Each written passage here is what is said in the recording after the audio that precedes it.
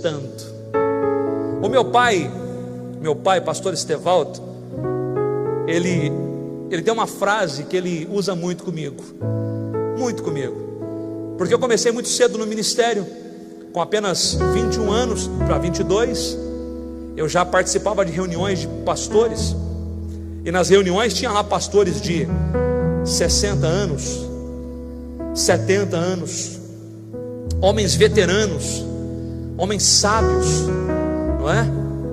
E aí quando a gente ia para a reunião, às vezes eu estava eufórico, João Paulo, querendo falar, né?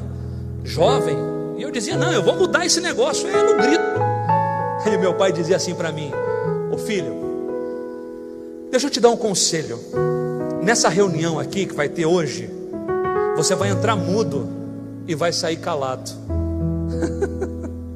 Você vai entrar mudo e vai sair calado.